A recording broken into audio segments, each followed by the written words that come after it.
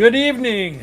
Welcome to another episode of 605 Pickleball Live here on Facebook on Pickleball Works, my personal page, Rob Noonan, and I'm even broadcasting on YouTube, 605 Pickleball Live on YouTube. I don't think I have too many viewers on YouTube, but anyway, tonight we have a really it's going to be a fun guest because she's going to be kind of like Mark Dennis. She's a little nervous, so she's going to have a few cocktails. And I thought, well, I'll bring out the skip days in her honor and make her feel a little more relaxed. I met Heather a few years ago. She's been playing nonstop.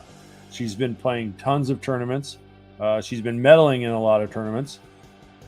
So I think everyone kind of knows she's kind of a medal magnet. But anyway, this past weekend we were up in the Minneapolis, and she won gold in 3.5, 35 plus, I think, or might have been 19 plus, and then she also got first in singles and got gold there. She had an opportunity to get gold in mixed, but she got hurt. She came up lame, pulled a hammy, I guess. So we'll have to ask her about that injury too at some point in time. But anyway, there's a couple things I wanted to share with you. Well, let me turn off my music here, get that out of the way. I wanted to get this kind of give these things out to everyone. There's some tournaments coming up here. Just to let you know, the first one I wanted to show you is this. Nope, that's not that one. It's this one. I got two different ones. Oh, okay. This is the tournament that's going to be in Canastota on Saturday. How they're doing this is you can technically sign up right at the day of the tournament. It's going to be a small little round robin type tournament. You'll draw a different partner each time. After each game, you'll add up your scores. We'll do a certain number of rounds, and whoever wins at the end or has the most points at the end wins. And I'm going to take a couple items from my store, and I think there's also going to be some raffles possibly to give away some prizes and stuff like that. So then we have this tournament. This is the Avera Pickleball Classic. It's going to be the March 18th through the 20th out at the Vera Kairos Volleyball Center out on 77th and Louise. I think they have pretty much everyone signed. I don't know if there's much more sign up time, but you can definitely come out and watch. It was really a lot of fun pickleball last year, and I'm probably going to be doing quite a few live feeds off of there also. Then the next one I have is the Omaha, April 23rd to the 24th in Omaha. Shane Wampler, the phone number is 402-444-5918. He's been running this tournament for like 3 or 4 years now, and it is a really good tournament. A lot of Sioux Falls people tend to go up there. I think Patrick Olford and I think we got bronze. We played 4-0 doubles. I think that was the first time playing 4-0 tournament, and Patrick kind of carried me the whole time, but we were able to get bronze out of the deal. And the last one I want to show you, and this is the big one, is the Midwest Pickleball Showcase. Matt Poyer from Kansas City, he had ran this tournament last year. It's August 5th, 6th, and 7th. This is the first year that he's going to be doing. Obviously, it's the second year doing it, but this will be the first time that he's going to have a pickleball on Friday, try to make it a little bit bigger. If you are interested in joining in that tournament, Matt's number is 712-899-7896. So that is a really big tournament. Last year, we had people from Nebraska, Kansas, Missouri, Minneapolis. So very big tournament. It's definitely the biggest tournament that we've ever seen in Sioux Falls, and I'm sure it's going to be much bigger. So, all right, let me get this off here. There we go. So those are going to be the upcoming tournaments. that you might be looking forward to. I know Heather isn't going to be able to make the Avera one because she's going to Florida for some well-needed R&R on her hammy. I'm sure she'll be doing a lot of 16-ounce curls down there also. Just if anyone knows Heather, she doesn't like to talk that much, but get a couple cocktails in her and she'll blab away. So anyway, without further ado, I'm going to bring in Heather. Hello, Heather. Hello. This is a great idea. Except for when you spill a skip day on your laptop. So that's not good. Don't do that. So, as I was telling everyone, you're kind of I met you a couple of years ago. I think if I remember right, I met you at Terry Redland. Anyway, why don't you go ahead and do a brief history of where you first heard of the sport and how you kind of went about, finding where did you go to find a place to play, that sort of thing. So. Sure. So I started playing pickleball in September of 2020. I actually went to a women's retreat up in Lake Metagoshi State Park, which is Bottineau, North Dakota, pretty much North Dakota Canadian border.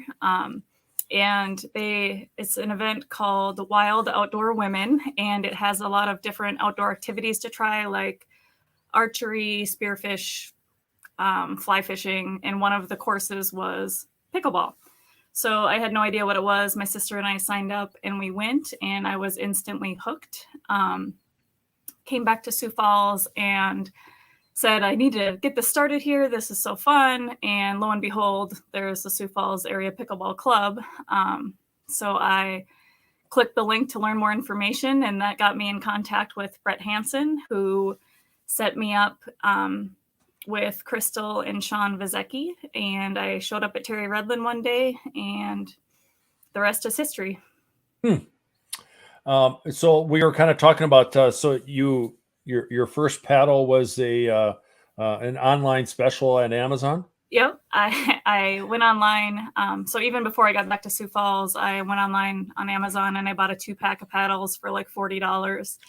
I figured I needed to have a paddle and look like I knew what I was doing when I showed up. So that was my plan. And I mean, they got me through until I started doing tournaments, and then I upgraded. But then he had to upgrade. The question is, do you still have those 2 paddles? I do. They're somewhere. My kids use them. I let them use when I can get them to try to play. So yeah, that is a good way to do that. I always kind of keep mine. Before I got into selling paddles for Pro Light, I just kept just about everyone. I gave them to my nieces, my nephew, my family, siblings, and stuff like that. So your husband Ben, obviously, he is a huge supporter of your activity for playing pickleball. Yes, he's amazing. He's the reason I'm able to do it. He watches the kids. He'll travel with me. I also have to give a shout out to my mother-in-law, Trudy. She'll watch the kids so Ben can travel with me sometimes. So without the two of them, I mean, this wouldn't be possible. Yeah. So. Do your kids ever get the opportunity to see mom play? They do. They've been to a couple tournaments with me. Unfortunately, they don't have the itch. They don't have the attention span for it yet. Mm-hmm. But hopefully, I'm hoping in the next couple of years they'll get a little more. And didn't they at one point in time? Did they have a bunch of Badger shirts? Yes. Yeah. So last year in July at Pickleball in the Park here in Sioux Falls, we had our little Badger Nation, and all of our all the kids, they came out with their shirts on, and even their friend had a Badger shirt on, and like Jim and Rhonda, they all had their clothes. So we called it Badger Nation. It was fun. Yeah. Fun little. So where exactly and when did the big nickname, the female Badger, come to order?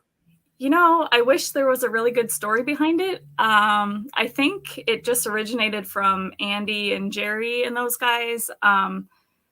I don't recall when it started necessarily, but it was just, I guess, my presence on the court and the way I act reminds them of the Badger, the fierce. Oh, the Badger. Badger doesn't care. Well, And it just, Andy, yeah, Andy's watching, so maybe Andy might have a different you might take have a on different story. have a different story on that on the Right. Badger.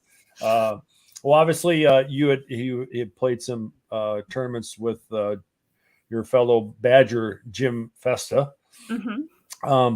And then I've seen you guys have the T-shirts, and I don't know if anybody can see, but up here in this top corner, actually had ProLite make a couple Badger paddles, but was hoping that you guys would be able to play with them. But at the time, they were a little heavy, about 9 ounces, and yeah, there's the one you got there. And Yep. so while you have it up, we might as well tell the story about who signed it and Yeah. all that. So last weekend was the big PPA Indoor National Championship tournament in Lakeville, Minnesota. And I brought my Badger paddle, and I had the Badger, Dave Weinbach, sign it. Rob hooked me up with him. So that was it was awesome. And he's super excited, and he actually wants the Badger paddle that Rob has hanging on his wall. So yeah, we might have to Dave actually had said, he goes, well, hey, maybe I could call in or something like that. And I'm like, I really don't know. I don't have quite the software or how the works of getting it on, but I'm like, hey, if you want to, I could send you a link and I could get you on quick. And I guess he is getting ready to fly to Barcelona tomorrow. Right. Priorities. Come on. Yeah. Priorities, Barcelona, 605 podcast, Right. Okay. Someone thinks we were going to ask about all those medals up there, and somebody else has already asked that question. Oh, where did you steal all those? Well, those were hard earned over since last January, I guess, basically. Yeah. So last January was your first tournament. Can you remember what your first tournament was? And yep, what you it played? was in Okoboji. What is it called? Okoboji State Games. Oh, was it the state games? The winter games? The January Okoboji tournament. That was the first one. So I've been doing tournaments for like 14 months, going on 14 months. Yeah. Well, yeah, that's a lot of medals already. Is that opposite of the Star Wars collection wall? Yeah, this is nothing compared to the Star Wars collection. He's got me beat with that. Yeah. So when you you went into your first tournament, was it with Jim? It was for your mixed, and then can you remember if you played women's doubles too then, or? Yep. I played women's doubles 3-0 with Ann Miller and 3-0 mixed doubles with Jim Festa. Okay. And how did you go about, were you just were you and Jim, because back then, the first time, were you guys already Badgers or not? No. Is there an established date of when you guys turned to the Badgers? I don't think so. I don't recall. So for Jim and I partnering up, it was just, we both played at Terry Redlin, and I want to say we both started around the same time. I think he started like the first week in October, and I started like the last week in September or something like that. And I was just saying I really wanted to play in some tournaments, and I knew like the Pentagon was coming up within like a week, and I don't know. He's like, I do too. I want to do tournaments. And we just, two new people just were like, okay, we're going to do this. And we just figured it out. And I mean, can you remember what you got in that tournament? How'd you guys do? Oh my gosh. I think we got third. I think I got a bronze. I think we got third in mixed. We didn't play some women's. It was either second or third. I can't believe I don't remember. Yeah. But yeah. So it was good. It was good for the first tournament. So. Jim silver. Says silver. Silver. Yes, there we go. It's always good. Somebody's got a memory. He's probably like beating his head against his phone or computer right now. I can't believe she doesn't remember. We have our first question from Andy. I don't really want to answer that one. What shot works best against your opponent? I'm guessing your opponent. Yeah. I thought he was trying to get against me. Oh, okay. What Well, shot with Andy, it'd be the Ernie, you know. I guess for me, the shot that I like to use against my opponent is my punch shot. I'm not a conventional pickleball player. I don't have the finesse and the look of your typical player. The true backhand, which I don't have either. I don't have the fancy looking shots. It's basically self-taught. I've never played a paddle or racket sport before, so I just picked up my paddle and found out how I wanted to hold it, and I ran with it. And the punch shot that I use, apparently it's very hard to read for the people that are good at reading paddles, so it works for me. Have you ever heard of Cassandra Gerke? Yeah. Okay, so I always call your shot a Gerke punch because she's known that too. She's got that backhand one, and she does a lot of Ernies with it too. So I guess we can call it the Badger punch now. But she might have been. Let's see. Trevor's got a question. He wants to know how does someone beat your punch? If you can't beat them, you join them. So you just have to get your own punch shot. Oh, and by the way, Trevor's wife, Jess, it's her birthday today. So happy birthday, Jess. Yes. So do you think, so let me go back to the original thing about your first tournament. So was it pretty nerve-wracking, your first tournament? Oh, I was terrified. Compared to playing rec tournament, rec ball at Terry Redland, whatever that, it's so much easier, Yeah, I was so nervous. And I remember Ann Miller made the comment that she wished that they would have gotten an accident or something along the way, because she was more nervous than I was. And I was like, wait, you can't, you're supposed to be talking me off the ledge. And we were both, we were basket cases. But I mean, I love to compete. So it was fun. And you had said that about that you had no racket sport. How do you think, what got you into pickleball? What is it about the sport that made you go, God, I love this sport, I think it's just my competitive drive. I just like to compete, and it's something that I'm able to compete at, and it just drives me to do better. So I grew up playing volleyball and track. Those were the sports that I competed in, and it's so much easier to find 1 or 2 or 3 people to play pickleball with than find 10 or 12 to play a game of volleyball with. So it's just so unless you're playing sand volleyball where you can go 2-on-2. Oh yeah, that's too much work though now. maybe like 20 years ago, but now no, that's too much work. not so much now. So what do your folks, what do your family think about this? Do you have brothers and sisters? What are they all thinking? Yep, I have a sister, and then I have 3 stepsisters. So my dad passed away when I was 15, but my mom still lives up on the farm that we grew up on, and she remarried, and I have now 3 sisters. And I don't know, my sister, Kelly, she was the one that actually went to the Pickleball 101 class with me in September, and she loved it as well. I'm kind of surprised she didn't keep playing it or doesn't try to play it more, because she had just as much fun, and she's just as feisty and competitive as I am. But she didn't keep up with it. I think my mom is kind of impressed with how much traveling I'm doing and how often I'm playing. But I think they're all proud and they're excited that I found something that I like to do, and I'm still able to compete because they watched me compete in high school.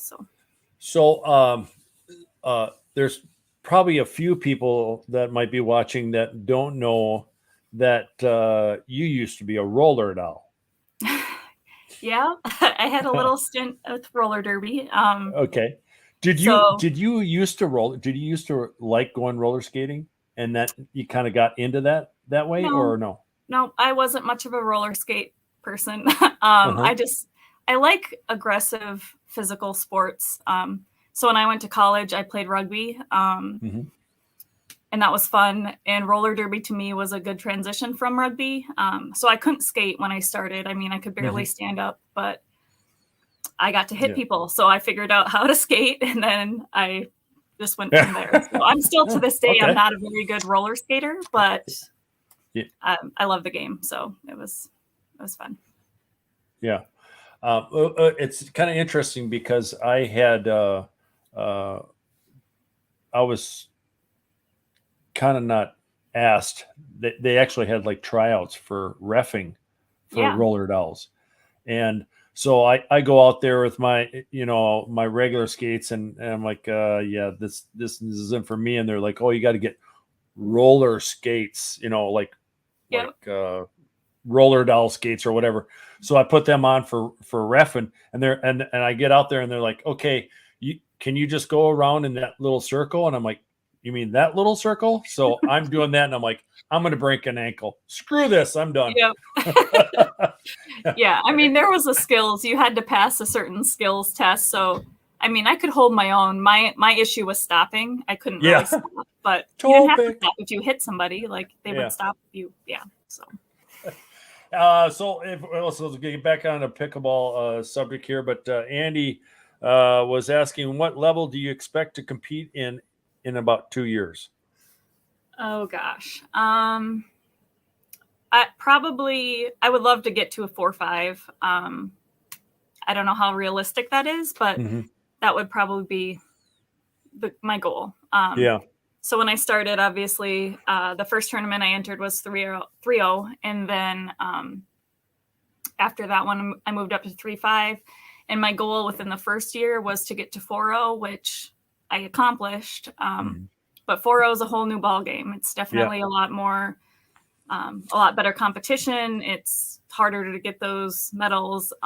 So I foresee myself hanging out here for quite a while. When do you, you've been playing 3-5 and you've been doing pretty well on 3-5. Do you think that your next tournament you might try? Because I know that you and Christina, was it the Pentagon tournament, or I'm trying to think, what tournament was it that you guys end up having to play some 4-0 players because there wasn't enough teams? So Huther in August, we played 4-0. I think that was my first women's 4-0 tournament. And I mean, we didn't medal. I think we might have went 1-2 or something, but I mean, that was what started it. I mean, you can't really move up a level and expect to medal right off the bat. But it's about getting the experience with the better players and that games, obviously that was I would probably agree with the fact that stepping up from 3-5 to 4-0 is a big difference. Because I know I tried playing 4-0 at the Pentagon also, and even though we didn't do it very well, I thought I kind of held my own, but then there's part of me that I just kind of accept the fact that I think I'm going to be a 3-5 probably for the rest of my life, just because I just don't play enough. And it's nice to see that people that I know that have started pickleball before me, obviously, most of them are all better than me now. And I'm okay with that. I can accept that just because I don't put enough effort in to play much rec, let alone any tournaments. Well, and that's the nice thing about pickleball is you don't have to, like, some people don't like to compete and they just like to play recreationally, and you can do that. I mean, you can stay a 3-0 player your entire pickleball career. I mean, you don't have to. It just depends what you want to get out of it. I mean, some people like to compete, some don't. Some want to continue to get better. Others just like to play for fun. So, Mark Johnson here has a question for you, or actually a comment. I think I will. I mean, I don't remember what day of the week it was, but I'm I'm trying to figure. I'm trying to figure that out right now. Actually, what I'd like to do, and it all depends if we can get enough people interested in it. But I would like to try to get an advanced women's league started this year. That'd be awesome. And so I I got four nights to do it. I want to do a guy's advance. I want to do a woman's advance, and I want to do a regular women's league, and then I want to do like an intermediate men's league. So that's my plan. Whether or not I can make it all work in 4 nights, because we know that Friday nights are obviously during the summer, Friday night lights, and Right. that's Yeah. next thing you know, you're drinking and playing with a glow in the dark ball. Hey, So that sounds familiar. that was a lot of fun trying to do was. that, but that was very tricky. I mean, just watching you guys, bad enough that we've already had, a little bit too much to drink. Yeah. So, but I don't know how you guys did it, because you can't see the paddle hitting the ball. You're swinging at the ball. All you can It see was is the hard. ball. Yeah. So I got a little video on my. I'll have to post that sometime. That little video of Heather and Mike, trying to hit the ball and make contact, but you see this little ball going back and forth, and that's it. It was super light. Jolene Spildy, who happens to be playing up in Watertown, is going to be my next week's guest, and she has a question for you. Would you rather play volleyball or pickleball? Definitely pickleball, which is hard for me to say because I used to be diehard volleyball. Like that was my jam. But now, I mean, if I could pick, I would pick pickleball over volleyball. When you played volleyball, it didn't matter whether you played indoors or outdoors, or did you have a preference? I prefer indoor. Really? Sand volleyball to me, it's fun, but it's more of like a recreational, have a couple drinks, just have fun. Indoor volleyball to me is competitive. I'm in it to win it kind of a thing. So I think my knees would give out. But actually, after watching my niece win the state tournament this year for O'Gorman, I have a whole new outlook on volleyball players themselves. I mean, you guys hit the piss out of the ball, just like pickleball. So, yeah. And I'm guessing rugby and pickleball and volleyball really kind of don't go together because you can't smash, the other players. Yeah. No, but I suppose you can hit people with pickleballs. I guess if that's the closest you're going to get. So, what tournaments do you know of in the future that you'd like to go to, or you'd be interested in going to, or you're already signed up for? So my calendar's pretty full. I'm booked out through August currently. And I did want to correct you. You said I was going to Florida for some R&R. I'm actually going to Florida to play in a Punta Gorda Pickleplex tournament. So no rest for the week. Oh my gosh. Miami will be hopefully better, and we'll be. But is that a bigger tournament, or is it a smaller one? No, it's a smaller one. So I'm actually going to play women's doubles with a lady that I met when I went to a pickleball clinic down in Florida last November. So she lives down there, and she asked if I wanted to play in a tournament sometime, and there's a Allegiant direct flight. So I said, why not? So I'm flying down. It'll be quick flight, leave Friday, come back Monday. But so Allegiant flies from Sioux Falls right to Punta Gorda, or just outside there? Right to Punta Gorda, yeah. Oh, really? Direct flight, yep. Interesting. And then I figured if I'm going that far, I might as well find a mixed partner. So I'm playing with a guy from, I think it's Canada somewhere. So it'll be fun. And you're just are you playing age, or are you just playing as it's just straight out 3-5? Yep, just straight out 4-0 women's doubles and mixed doubles. Oh, it sounds. Jolene was just there last weekend, I guess. Yeah, they had their big APP tournament. This one won't be that big. This is a smaller. I mean, it's Yeah. So how do you? I think I've asked Lucas this, and I've asked Lexi this, but how do you personally go out trying to find tournaments out? I mean, finding a tournament outside of Sioux Falls that you'd be willing to go to, and then is it pretty much you meet somebody while you're at a tournament, and that's how you go about finding your next partner? Or so I mean, a lot of it's networking. Like I went to 3 tournaments in like Grand Forks, North Dakota last year, and I've met people there that I'm playing with now that want to play in tournaments. And like I went to Florida for that pickleball clinic, and I met Lisa, who I'll be playing with when I go to Punta Gorda. It's just you meet people at these different tournaments that you go to, and people see you playing and they want to play with you. I mean, it's fun. I mean, you're constantly finding new prospective people to play with and people that want to play with you, and they tell you about tournaments they've been to, and it's a great experience. Yeah. So I think another question to ask you is, have you noticed that your friends change a little bit once you get into pickleball? Apparently, Because for like honestly, for me, I have some friends that I grew up with that are, I still talk to them on Facebook. I'll, give them a call and everything like that. And not that Mary and I go out very much. Everyone pretty much knows if it isn't pickleball, we stay home. But all my friends are pickleball friends. Even you go, like we did that parade, and everyone will go out to New Year's Eve and all that sort of stuff. Yeah. But do you find that if your friends don't really get the sport or get the whole idea of the game, that they tend to kind of filter off, and then it's like you don't ever see them anymore? No, I joke all the time, like I don't know what I did before pickleball. Like I apparently didn't have any friends, because like that's everybody I hang out with is involved in pickleball somehow.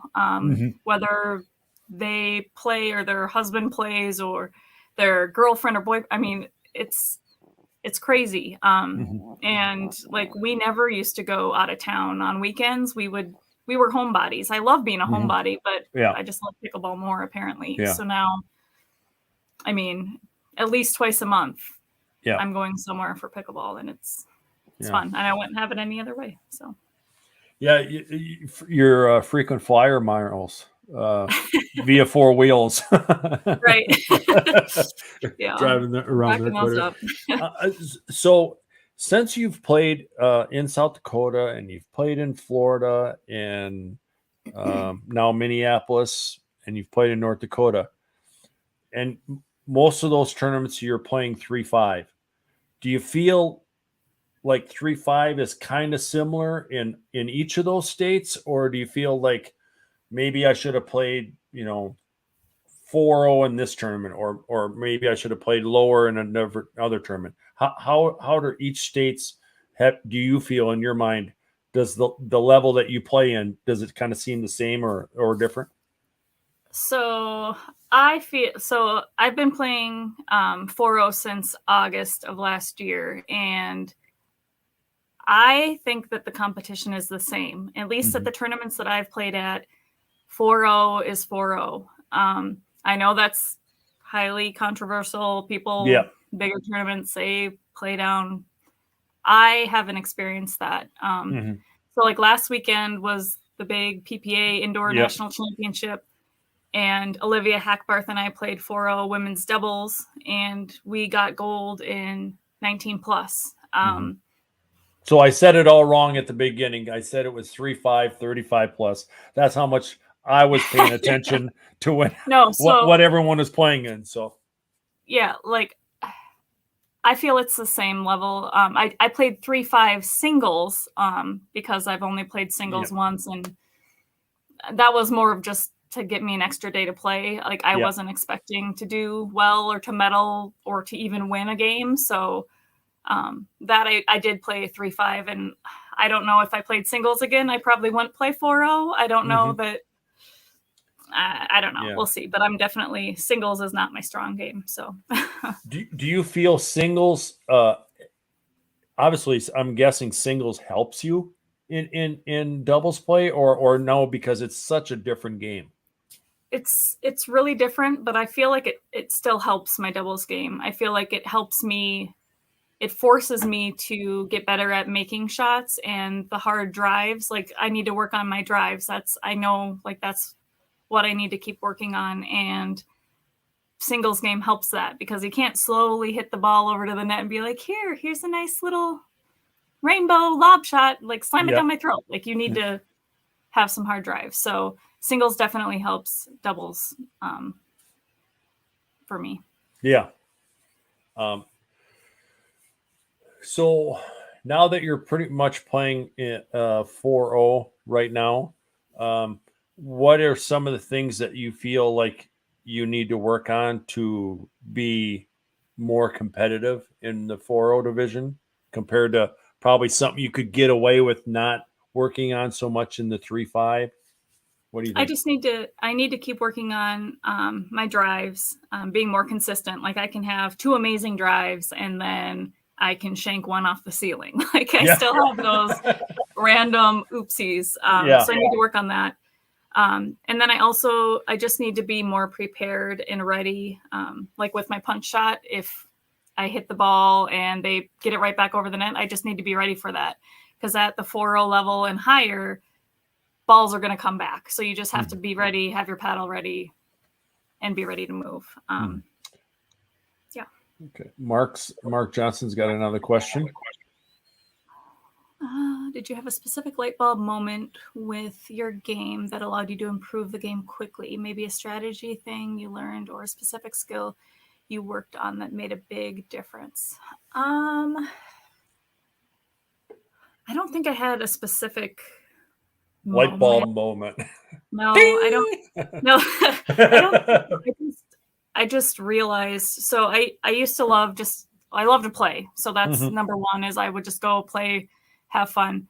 But I realized I needed to drill to practice different shots, whether that be cross court dinking or third shot drops or just resetting the ball. Resetting the ball is huge.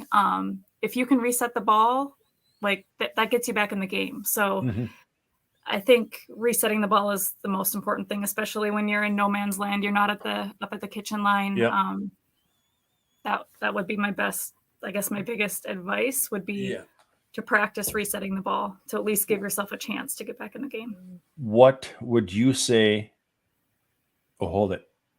Most of your competitors are in here right now. So I'm going to go ahead and ask the question anyway. Okay. What do you feel is your biggest weakness right now? All right, guys, listen, right? Get your notes down. I don't know. My biggest weakness is probably just how hard I am on myself. I know that probably doesn't really help much, but like if my partner misses 3 shots, I'm like, okay, good job. Like, you're fine. Just work through it. But if I miss a shot, I'm so hard on myself. Like I expect perfection. I know I'm not perfect, but I'm so much harder on myself than I really should be. So just mentally giving myself credit and staying in the game. So that would probably be my biggest weakness, is just mentally staying in the game. And you're pretty talkative on the court when you're playing with your partner, I think right? that came from volleyball. Yeah. Okay. Well, that's good, because I know the first few times that I played with you at Terra Redland when you first came out, sometimes I felt like I was talking to a ghost. Couldn't get you to talk about anything. Good shot. Who's serve? And I'm so competitive. I like get in the zone, and apparently that does not come off well, because I've had numerous people, after they get to know me after the first encounter with me, that have came up to me and been like, oh my gosh, I thought you were just the biggest bee when I first met you. And I'm like, what? But apparently it's just that fierce competitive nature. And I'm sorry, I'm really not. Take over. Hey, let's have some beers. We'll talk about it. Right. We'll have some beers and then we'll be friends. Like, Oh, we have, boy, he wrote a paragraph, but we'll throw it on there.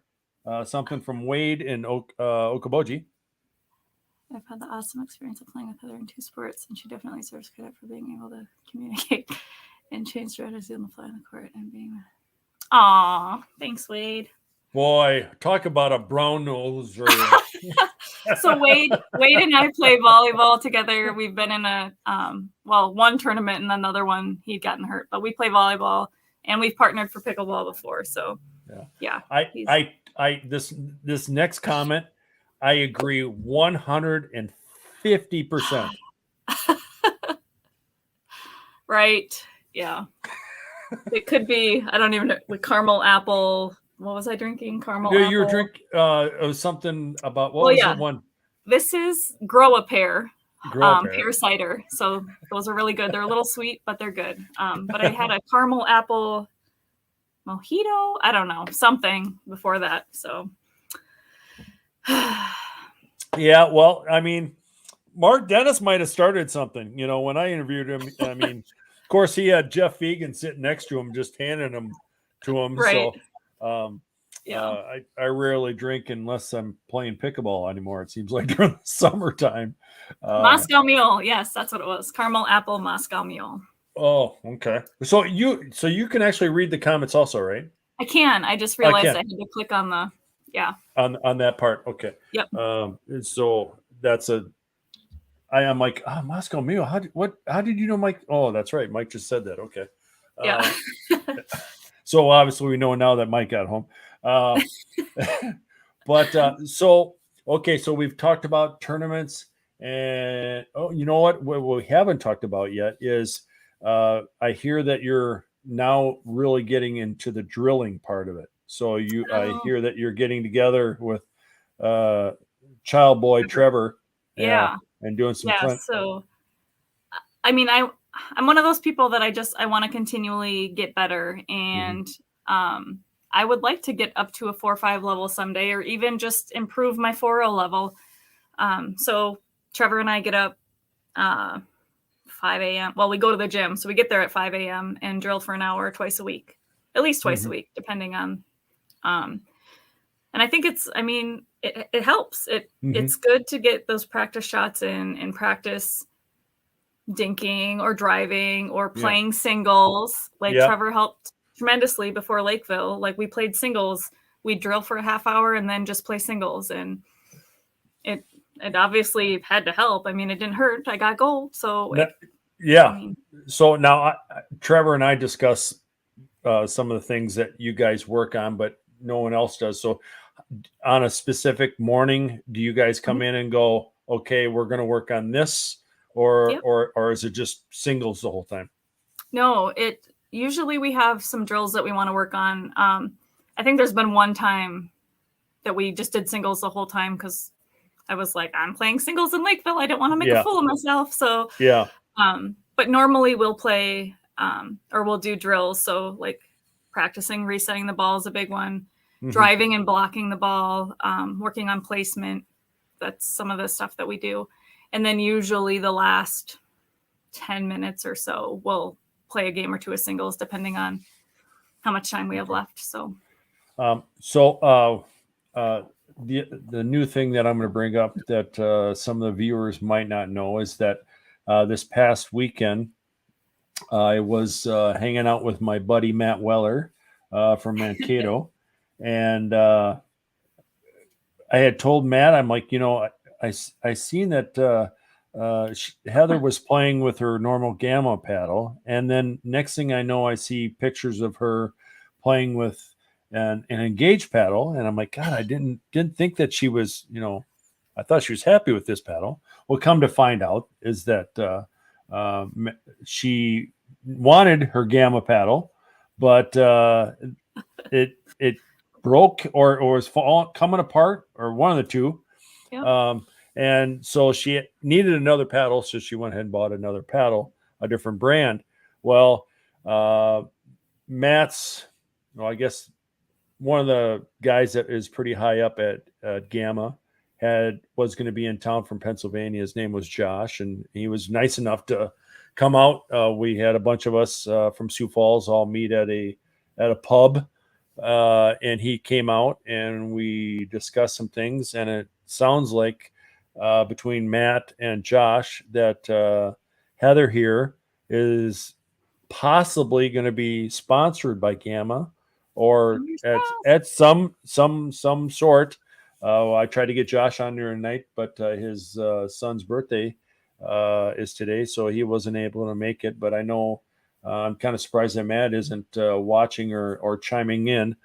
He probably forgot, or else he's probably watching a pickleball match.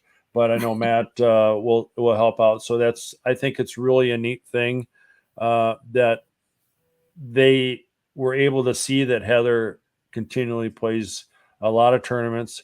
As you can tell, she stole a lot of medals and put them on her wall. I had to work So, hard for those.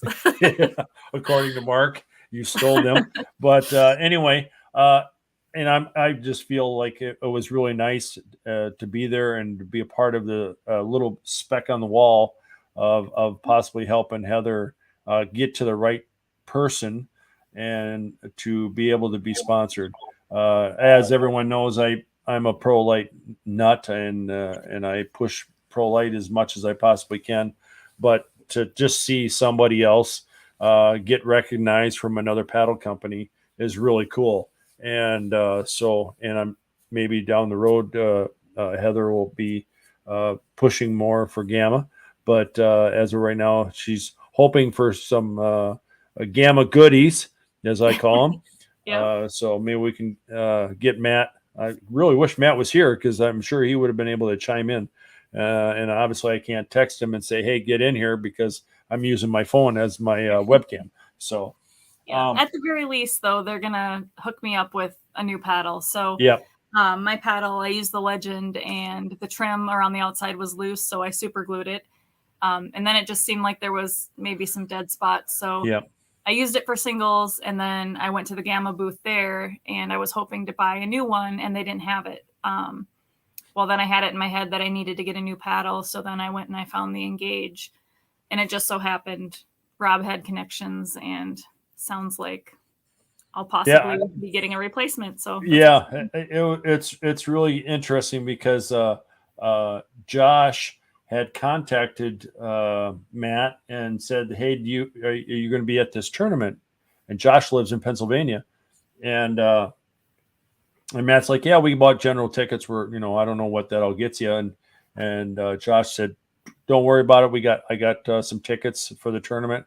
I'll put your names on them." And so we got in for free both days, and got a chance to watch some really good pickleball. And Matt and Josh talked a lot about some Gamma stuff, and I just think that was cool that he came out and hung out with us and got an opportunity to meet you and kind of hear your story, just like everyone else does. Everyone that is here tonight watching this uh, um, this podcast knows that Heather is a Badger on the court, and she's actually a Badger off the court.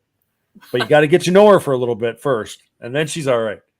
I'm a Badger. B for Badger, not B B for for bad. Yeah, Badger. yeah. You're such a Badger. Right. That's right. Specify So which B. yeah, exactly. So anyway, we are going to probably wrap it up here. I want to thank everyone that chimed in and asked questions and all that sort of stuff. And I'm really appreciative that Heather was able. Actually, I just asked Heather. Were you? Was it Friday? Right? I think I had asked you if you Yeah, at wanted to Lakeville. come on. Yeah. So then we were watching one of the pro tournament games, and so I kind of gave her an idea of what it might be like, and if you want to crack a few beers to feel a little better about the whole interview. And I think you went, flew through this in flying colors, and we got a chance to listen to you talk a lot, which is a lot of people know that doesn't happen very often. Maybe off.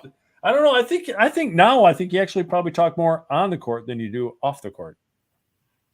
Possibly. Depends Yeah. who I'm around. Yeah, exactly. Anyway, I want to thank you again for coming on, and we're gonna definitely have to do it again because 52 weeks out of the year, I'm gonna run out of people to talk to. So Right. we'll just Lexi's like, let's do it again. Let's do it again. So yeah, we'll definitely do it again sometime. But once again, thanks again, Heather, for coming out. Thank you for and having me. I think we're going to try to see you this weekend. I don't know. You said that your injuries, you're kind of teetering on possibly giving a couple days off, which I know must be just excruciating for I know. you I was that gonna you try to can't wait till play. Monday, but I don't know. I'm already thinking maybe tomorrow I'll see what happens. So maybe Yeah. tomorrow. Well, tomorrow night, I know I'm going to be out at Avera tomorrow night Oh, I from can't five. tomorrow. Yeah. Yeah, So maybe this five to weekend. eight, 5 to 8 out at Avera for open play. So anyway, all right. Well, Heather, you have a great night. Thank you again for You too. joining us, and we'll have to do it again soon. Thanks for having me. Yep. Bye bye. Bye. Well, that was a great time getting a chance to talk to Heather about pickleball, about her pickleball journey, talking about all the different things that she's doing with tournaments, doing her. I guess I forgot to ask her about what clinics that she did do uh, in Punta Gorda, and I think she's been in a couple clinics because I should have asked her about what she all learned and who was the one that was actually teaching the clinic, because that would have been cool to find out how people get what they get out of clinics and what they don't get out of clinics compared to a pro person or someone around here, which I know Trevor and Chris are doing a clinic here in a couple weeks. So, but anyway, I think we're going to have to wrap it up here. And I just want to thank you guys all for tuning in. Next week, I will be having Jolene Spildy from Watertown. We are going to talk to Jolene about pickleball in Watertown. Everyone kind of knows Jolene already and knows her son Tyler. And I think Tyler, we're still kind of in the works on that, but Tyler might be going to be a sponsored player for Pro Light here shortly. We're still doing some paperwork on our end, but that's really cool to have Tyler join the team. But Jolene, we'll be talking to Jolene about how everything's going in Watertown as far as the pickleball is concerned, their indoor courts, their outdoor courts, how she got involved with pickleball, how long she's been playing, people she's met. So it's going to be really fun with Jolene too, because I've known Jolene. I think Jolene was one of the first persons I met playing pickleball in Watertown, and actually her husband actually bought a skid loader that was sitting. That's a strange story. I got to tell you this now. My brother had an old skid loader that sat out in my backyard for probably 10, 15 years. Never ran, nothing. And Jolene's husband decided, well, you know, I'll give you this much for it. My brother's like, yeah, fine. They come out, pick it up, take it home. Like it within a week, he's got the darn thing running. I think Bob might have painted it blue, which I haven't seen I don't know if he put a racing number on it or not. But anyway, I've known Jolene for a long time. I've known her family for just as long. Really neat people. And we'll look forward to doing that. I don't know if I'm trying to think on the dates. I might have one more after Jolene. And then Mary and I are going to be back in Arizona again. Some of you guys are going to be in the APP tournament, and we're going to go down there for that. But we're going to try to get down there the weekend before, because my first guest, Lucas, and his wife Leah are playing in the Southwest Regional at the same facility that the APP is going to be the following week in Mesa, where I was already at for the PPA. I think every tournament now in Arizona is going to be at this legacy facility in Mesa. I mean, 41 courts, all dedicated pickleball courts. It's just an amazing facility. I would say that, and the buildings, there's one large building at this legacy courts. So the courts kind of are on one side, and this one building is probably like, I would say it would be like the Premier Center times, I don't know, six. I know it's bigger than the building. If you've ever seen the Amazon building that they're building out here, this thing is huge, and they have volleyball, softball, basketball, sand volleyball. They have baseball diamonds, softball diamonds. It's just a huge complex, and so I'm pretty sure that they're going to be having a lot of pickleball tournaments in Mesa. So thank God Allegiant flies right into Mesa. So we're going to be going out there. But anyway, I will let you go. Thanks again, everyone, for joining another 605 Pickleball Live podcast. And hopefully everyone will tune in next week, 7:30, to say hi to Jolene and ask her any questions that you might have about pickleball in Watertown or Jolene herself. So anyway, have a good night and keep on pickling.